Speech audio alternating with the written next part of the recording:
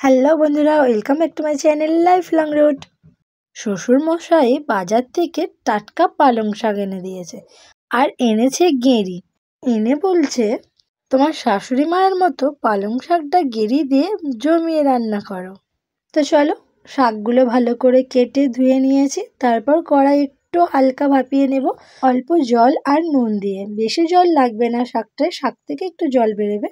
শাকটা ভাপানো হয়ে গেলে গেঁড়িটাও ভাপিয়ে নেব, গেঁড়ি থেকে একটু নোংরা বেরিয়ে আসবে। ভাপিয়ে নিয়ে পরিষ্কার করে ধুয়ে নেব। এবার দেখলাম ফ্রিজে অল্প একটু চিংড়ি মাছ ছিল, সেটাও কড়াই তেল গরম করে চিংড়ি মাছটা ভেজে তুলে নিলাম। এবার সেই চিংড়ি মাছ ভাজার তেলটা ছিল, তাতে এবার একটা তেজপাতা, 5 ফোড়ন আর একটা শুকনো লঙ্কা ফোড়ন দিলাম। আর ছোট্ট ছোট্ট করে আনাজগুলো কেটে নিয়েছিলাম, মূলো, বেগুন আর আলু আর কচু।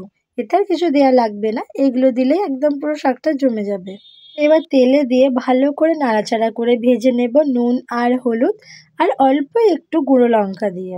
শাকটা যেহেতু একটু মিষ্টি মিষ্টি খেতে হয়, তাই বেশি গুঁড়ো লঙ্কা এখানে লাগবে না, অল্প দিলেই স্বাদ মতো হবে। আনাজটা থেকে একটু জল বেরিয়ে আসলে, আনাজটা নাড়াচাড়া করে নরম মতো হয়ে গেলে এবার ধুয়ে রাখা গেঁড়িটা এর মধ্যে দিয়ে দেব।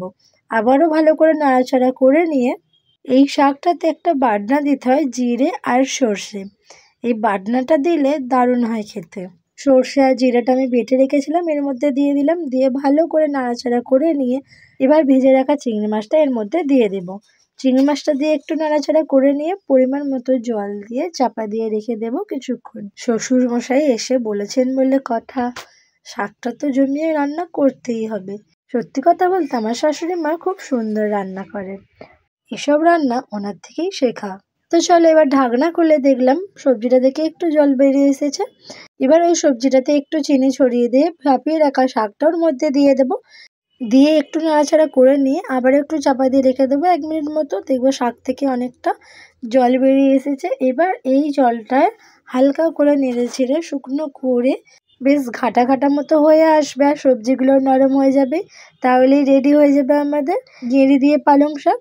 আমাদের যখন চিংড়ি মাছ আনে, আমি চিংড়ি মাছ একটু তুলে রেখে দিই, যাতে আমি অন্য সবজিতে একটু একটু করে দিয়ে খেতে পারি। দেখলাম চিংড়ি মাছটা কাজেই লেগে গেল। এই শাকে চিংড়ি মাছটা পড়তে আরও টেস্ট বেড়ে গেছে। দুর্দান্ত হয় এই পালং শাকের রেসিপিটা খেতে। তো বাড়িতে একবার এইভাবে ট্রাই করে দেখতেই পারো বন্ধুরা। যদি ভিডিওটা ভালো লেগে থাকে তাহলে একটা লাইক, শেয়ার এন্ড সাবস্ক্রাইব করে দিও বন্ধুরা। তোমরা যদি আমাকে অনেক ভালোবাসা দাও, আবার দেখা হবে নেক্সট ভিডিওয়ে। আজ এই পর্যন্তই। ওকে, বাই।